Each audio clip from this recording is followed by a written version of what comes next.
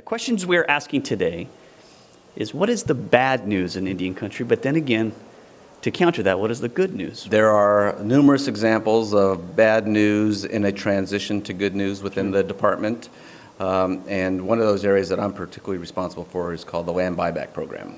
Right. And this is an outgrowth of the Cobell settlement, which was really an outgrowth of the issues that were associated with fractionated lands, the difficult record keeping over time, and the failure to properly account for a lot of the mineral resources, royalties, and other economic benefits to those landowners, particularly because it just gets tougher and tougher. There's over 3 million fractionated interests out in Indian country. They're primarily located on 140 to 150 reservations, different locations.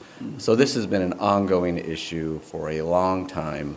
The checkerboard. The checkerboard issue, it's an outgrowth of the allotment policy in the early 20th century that was a disaster for Indian country and resulted in a loss of a lot of land within reservations. And so the good news, now that I've highlighted the difficulties from the fractionated lands and all the issues it created between the federal government and tribal governments, is that the land buyback program is, as I mentioned, an outgrowth, a piece of the overall Cobell settlement that is intended to address this issue and see what we can do to start giving some economic value to those individual landowners who have a fraction of an interest, and this just keeps multiplying over time based on errors and how things go in probate, and how they can get some value and how we can restore some of that checkerboarded land back into tribal trust ownership. Great. So I think this is a good news story from the standpoint we got $1.9 billion enacted at the end of 2010. We stood up the program and the settlement was finalized in 2012. We have 10 years to implement the program, which means to go to as many of those 140 to 150 locations in Indian country, stand up the program, make fair market value offers to landowners. It's a willing seller arrangement. It's a completely voluntary program. But I think what we're seeing now in standing up the program, we made the first offers in December of 2013. And since that time, we have now got to the point we just announced yesterday on November 4th that we have released our 2015 status report. The good news is that of the $1.9 billion program, $1.6 billion of that was directly for the acquisition of tribal interests. Wow. Since we began making those offers in December of 2013 after standing up the program, we've now expended about $715 million that we have directly expended that have gone to individual landowners to purchase their interests. We have consolidated the equivalent of about 1.5 million acres in tribal trust ownership. That is leading some examples of the good work that tribes are doing. On the Oglala Sioux and the Pine Ridge Reservation, they wanted us to focus in an area where they could then establish tribal ownership of the lands there and move forward with a housing program for the benefit of the community. Adjacent to that, to build some community buildings that would also provide services.